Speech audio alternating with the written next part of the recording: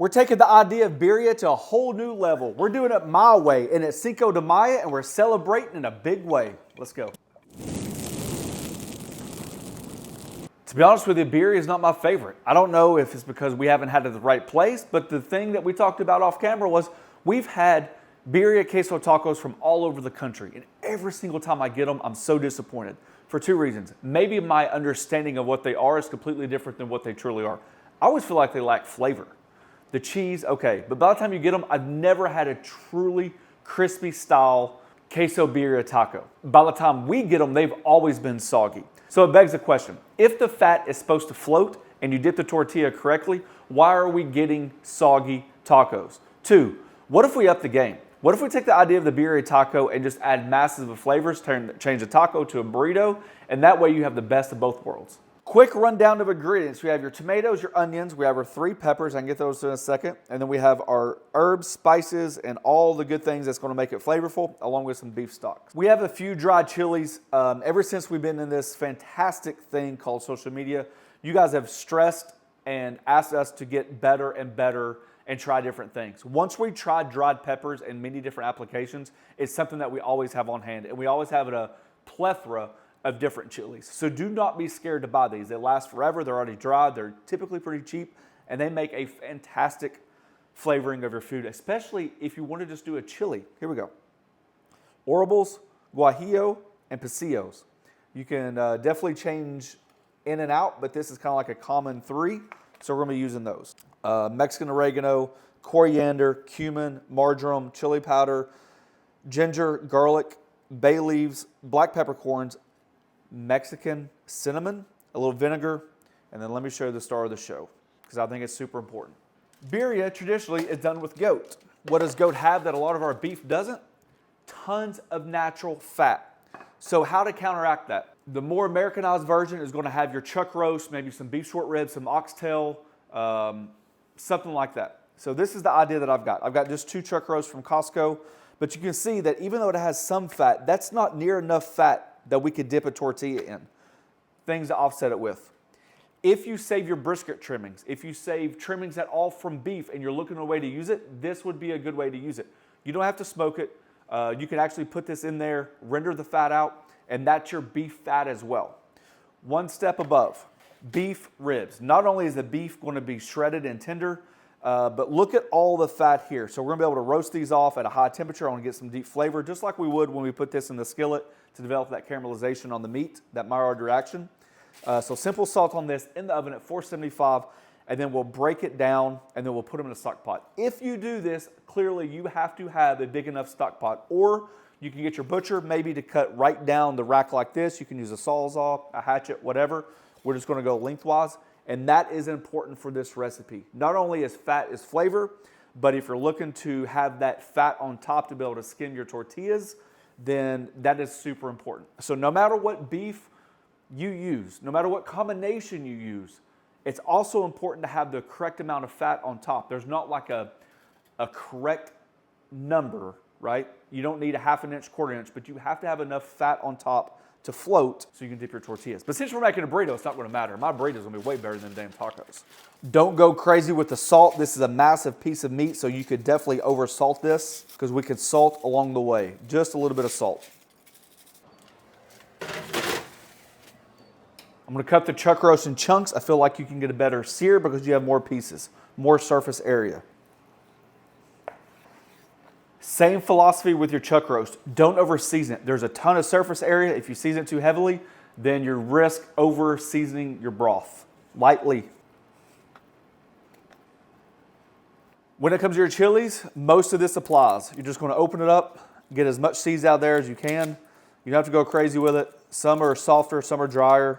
If it breaks, it's not going to matter. It all gets blended. And then I'll show you this one right here. Same method, different chili. All right, I'm going to get the rest of these knocked out. Chilies are done. We have an onion and a half. Typically, I like a lot of onion, so whether you like a big or small, that's just up to you. I'm going to cut it a little bit more, only because I want a little bit more surface area, because we're looking to get a little char on those. Roma tomatoes, I'm just going to cut in half. I have a broth pot and I have a sear station, okay? Dry, no oil. The pepper's going to go down like a medium heat. just for a few minutes just to toast up. This can get away from you, so do not take too long to do this. It awakens the peppers. Does it really matter? I truly don't know, but if my grandmother told me to do it, and that was the tradition passed on, then I would have.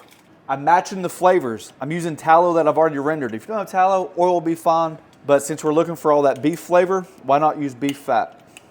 About 2 tablespoons.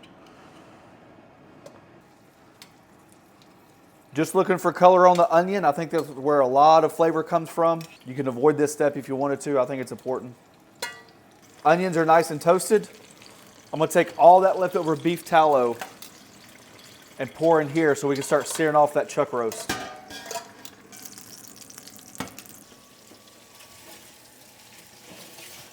I'm also gonna take all the rendered fat from these beef bones, and that's going in here as well. I'm gonna go about half and half. Each thing needs a nice surface area to sear. Don't overcrowd it.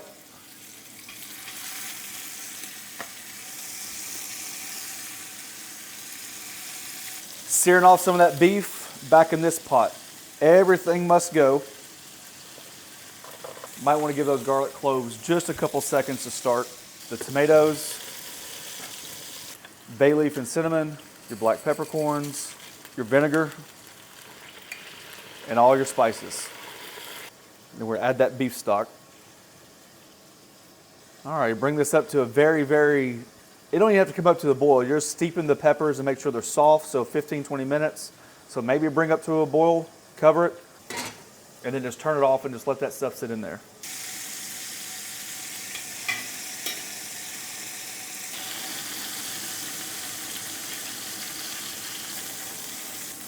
Next batch. Alrighty, for the beef ribs, listen, it's not about how long you cook it or whatever. I had it at 475. I just looked for browning, maybe like the last 10 minutes. I even turned it on broil just to try to get some nice caramelization. I think we did a good job.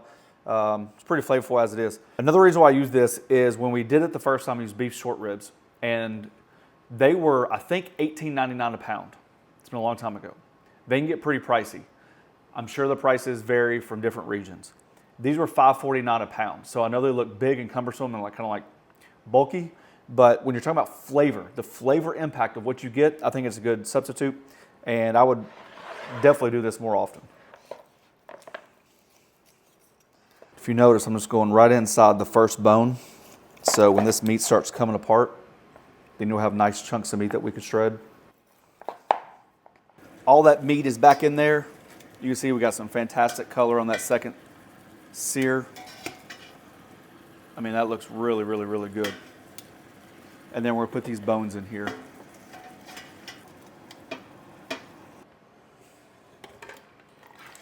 Ooh, there they are. Make sure you take out them bay leaves. Them things are horrible if you leave them in there. Man, that's tons of flavor. You can just smell it. I'm gonna put a little bit of sauce back in there. It's all gonna end up going back in there anyways, but this is just to help to blend it up. And don't forget about that cinnamon stick either. Be extremely careful. This is hot.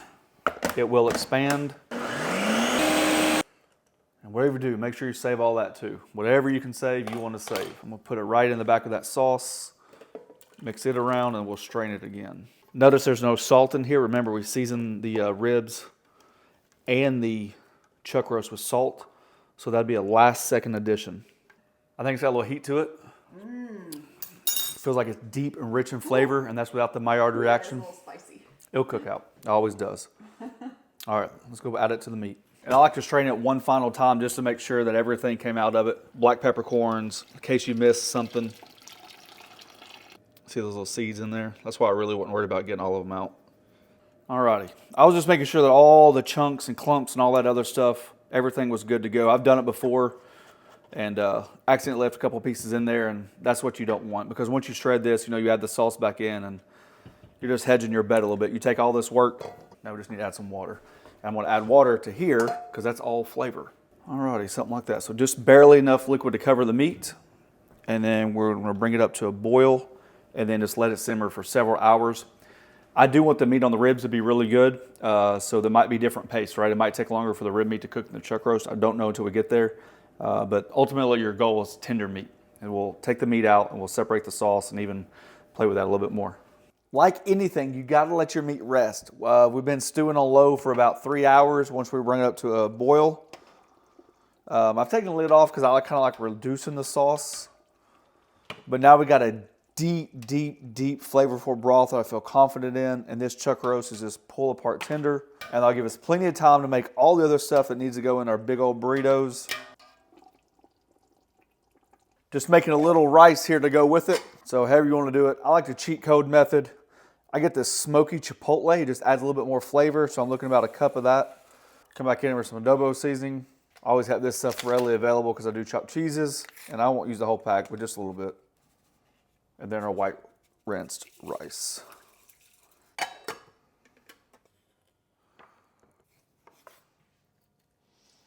I like to squeeze my lime inside the mix. I think it breaks down the onions just a little bit. I'm gonna salt these as well, not too much. Now, at this point, obviously, if you add your tomato and your jalapeno, then you're gonna be in the pico de gallo mode.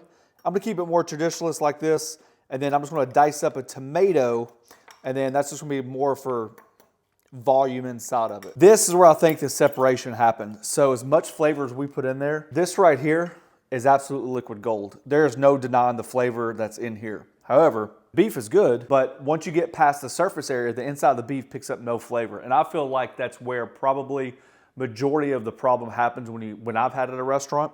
They probably take this, put it on the taco, the tortillas dip in the consommé, and it doesn't pack the flavor. So we're gonna change that for sure, add a little bit more consommé to it, but this is really what you're looking for, right? You let it rest. See how juicy that beef is? It is perfectly cooked. Yeah, that looks pretty good right there. So we're just gonna break this apart. You guys know how to do that. I'll just show you a rib really quick. It's a little bit different. You do have that silver skin on the back. You could have taken it off before you did it. I don't think it really matters. See that right there? You don't want that. I did it because I think it adds flavor. So just take that apart, and there you go. There's your rib meat. We're gonna mix up all the rib meat inside of the chuck roast and make one big pile of meat. As this cools down, you can do a couple things. You can skim the fat off and use the fat separately so you don't have to worry about dunking it in and all that stuff, right? The reason why that's important, and I think a lot of reason goes back to it, when you dip a tortilla, if there's not enough fat, then you get a lot of moisture. Moisture does not equal crispy tortillas. This is pure fat. So however you do it, whether you do a strainer, skimmer, fat separator, whatever, I just use a little ladle. I'll just let it rest for a minute. And then I'm just going in there and ladling some of that fat off. More importantly, I'm gonna mix it up. And this is gonna be ladled on, and I'm gonna mix this up with all this sauce. Not all the sauce, but this is where you get a lot of flavor, right? If you take the time and really focus on doing the small things that make a big difference, browning your meat, add a little caramelization to onions, taking time to mise en place and really get a grasp on what you're doing, I think you make a fantastic consommé that's a lot better than what's out there. I stand by this 100%. Now, this is a lot of meat. It's gonna, take a lot of flavor to get there, but I think we can. But you gotta add that flavor back in. Just make that tortilla pliable. I got the biggest tortilla I could find and the biggest skillet I've got. I think this is 12 inches.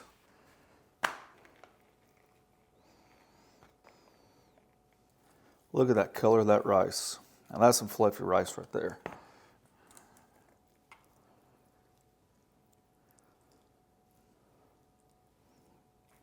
I can already tell you it looks better than a taco. Back in there just a little bit more sauce. And then however you want to top it, that's up to you. A little sour cream. That's cilantro, lime, and onion. Just so I can say I ate a vegetable today. And then a little guacamole.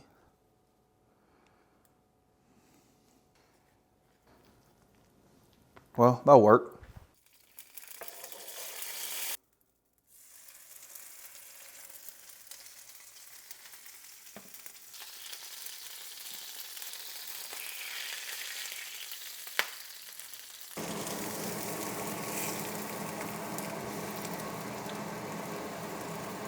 Just warmed up some of that birria sauce right in the skillet, reduced it.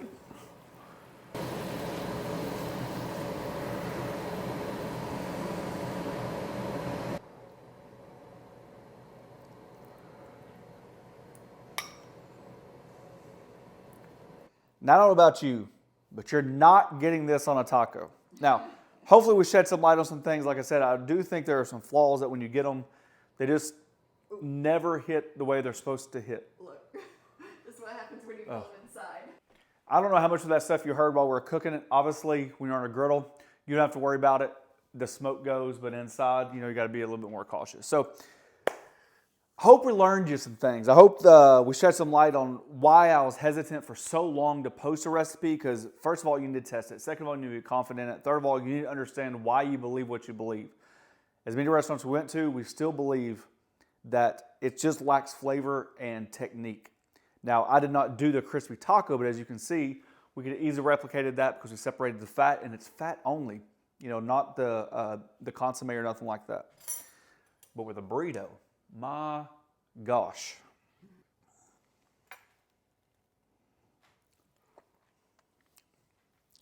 Oh, yeah. Oh, yeah. No matter where I take it from, looks like meat's just everywhere. Now, if you don't go to a restaurant and your little steak knife looks like this. It's a chef's knife. Slicer. You're in the wrong spot. Now, tell me, that right there looks like a casserole and a bite. That might be too big. No, you feel.